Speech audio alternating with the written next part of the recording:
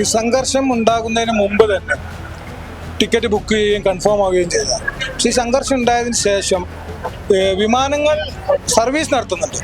പക്ഷേ ഈ ആളുകൾക്കൊന്നും യാത്ര റെഡിയാക്കി കൊടുക്കുന്നില്ല, സീറ്റ് കൊടുക്കുന്നില്ല. ഇത് വിമാന കമ്പനിയുടെ കൊള്ള ലാഭം കൊയ്യാനുള്ള ഒരു ശ്രമത്തിന്റെ ഭാഗമായിട്ട് തന്നെയാണ്. പ്രവാസികൾക്ക് ഉണ്ടാകുന്ന വളരെ ഭീമമായ ഒരു ബുദ്ധിമുട്ടാണിത്. ഇത് അവരെ കൊള്ളയടിക്കാൻ നമ്മുടെ സർക്കാരോ സംവിധാനങ്ങളോ ഒരു രീതിയിൽ നിന്നു കൊടുക്കാൻ പാടില്ല. നമസ്കാരം. പുര കത്തുമ്പോൾ വാഴ വിട്ടുക എന്നൊക്കെ നമ്മൾ കേട്ടിട്ടേ ഉള്ളൂ. ഏതാണ്ട് അതേ രീതിയിലൊരു സമീപനമാണ് ഇപ്പോൾ പശ്ചിമേഷ്യയിൽ യുദ്ധം രൂക്ഷമായിക്കൊണ്ടിരിക്കുന്ന സാഹചര്യത്തിൽ നമ്മുടെ വിമാന കമ്പനികൾ നടത്തുന്നതായിട്ട് ഉയരുന്നത്.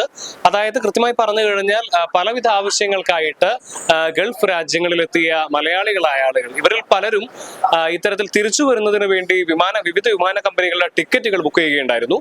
അപ്പോൾ ഇതിൽ പല വിമാന കമ്പനികളും മുട്ടാപ്പുക്ക് ന്യായങ്ങൾ പറഞ്ഞുകൊണ്ട് ഇവരുടെ ടിക്കറ്റുകൾ ക്യാൻസൽ ചെയ്യുകയും പിന്നീട് അതേ വിമാനം തന്നെ ഉയർന്ന നിരക്കിൽ ടിക്കറ്റുകൾ വിൽപ്പന നടത്തി യാത്രക്കാരുമായി പുറപ്പെടുകയും ചെയ്തു എന്നുള്ളതാണ് വളരെ ഗുരുതരമായ ആരോപണം. ഇത്തരത്തിൽ ഗൾഫിൽ കുടുങ്ങിയ, അതായത് ഉംറ തീർത്ഥാടനത്തിന് വേണ്ടി ഗൾഫിൽ എത്തുകയും തുടർന്ന് അവിടെ നിന്ന് നാട്ടിലേക്ക് തിരിച്ചു വരാൻ സാധിക്കാതിരിക്കുകയും ചെയ്ത ഒരു പ്രവാസിയുടെ ശബ്ദ സന്ദേശം നമുക്ക് ലഭിച്ചിട്ടുണ്ട്. നമുക്ക് അദ്ദേഹത്തിന്റെ ശബ്ദം ആദ്യം ഒന്ന് കേൾക്കാം.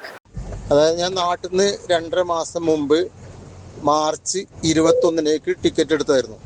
അപ്പം അതിന് ശേഷമാണ് യുദ്ധം കാര്യമൊക്കെ വന്നപ്പോൾ അവരെന്ത് ചെയ്ത് മാർച്ച് 18 അന്ന് എനിക്ക് മെസ്സേജ് വന്നു, നിങ്ങളെ ഫ്ലൈറ്റ് ക്യാൻസലാണ് എന്ന് പറഞ്ഞിട്ട് മെസ്സേജ് വന്നു. പിന്നെ ഒന്നെങ്കിൽ ഫുൾ റീഫണ്ട് ചെയ്ത് തരാം, അതല്ലെങ്കിൽ വേറെ ദിവസത്തേക്ക് ഷെഡ്യൂൾ എടുത്തോളൂ എന്ന് പറഞ്ഞു. അങ്ങനെ നമ്മൾ ചെക്ക് ചെയ്തപ്പോൾ മാർച്ച് 23 അന്നേക്ക് കിട്ടി. അതായത് ഇന്നേക്ക് കിട്ടി.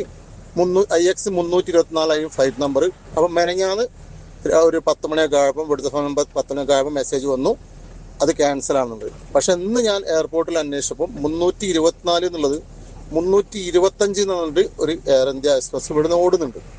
നമ്മളതൊക്കെ ക്യാൻസലാണ്. നമ്മളൊക്കെ ഇവിടെ ഇത്രയും കാലം ഇവിടെ നോക്കൂത്തിയായി നമ്മളിവിടെ നിൽക്കുകയാണ്. അവർ എന്താ ചെയ്ത് അതൊക്കെ റീഫണ്ട് വേണമെങ്കിൽ ചെയ്തോളൂ എന്ന് പറഞ്ഞിട്ട് പുതിയ ടിക്കറ്റ് ഇഷ്യൂ ചെയ്ത് 60,000 70,000 വാങ്ങിയിട്ട് അവർ നാട്ടിലേക്ക് വിടുകയാണ് ആളാണ്. എന്തൊക്കെയായാലും ഇപ്പോൾ ഇപ്രകാരം വിവിധ ആവശ്യങ്ങൾക്ക് വേണ്ടി ഗൾഫിലേക്ക് യാത്ര തിരിച്ചിട്ടുള്ള നിരവധി ആളുകളാണ് ഇത്തരത്തിൽ വിമാന കമ്പനികളുടെ ഈ കൊള്ള ലാഭത്തിന്റെ വേണ്ടി അവർ നടത്തുന്ന ഇത്തരം പ്രവർത്തനങ്ങൾ കാരണം അവിടെ കുടുങ്ങിക്കിടക്കുന്നത്. ഇപ്പോൾ നമ്മളോടൊപ്പം മനുഷ്യാവകാശ പ്രവർത്തനമായിട്ടുള്ള നൗഷാദ് തെക്കേലുണ്ട്.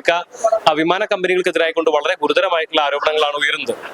ഗൾഫിൽ നിൽക്കുന്ന നിരവധി പേരാണ് ഇത്തരത്തിൽ പരാതികളുമായിട്ട് നമ്മളെ സമീപിക്കുകയും ചെയ്യുന്നത്. എന്താണ് ഇതിന്റെ കാരണം?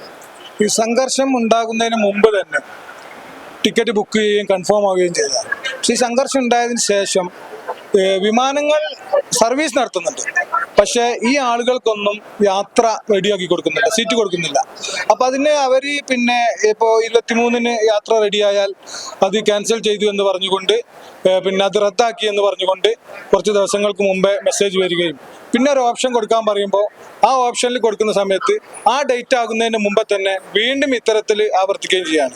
ഇത് വിമാന കമ്പനിയുടെ കൊള്ള ലാഭം കൊയ്യാനുള്ള ഒരു ശ്രമത്തിന്റെ ഭാഗമായിട്ട് തന്നെയാണ്. ഈ വിഷയം ബന്ധപ്പെട്ട അധികാരികൾക്ക് പരാതിയായിട്ട് ഞാൻ ഉന്നയിച്ചിട്ടുണ്ട്.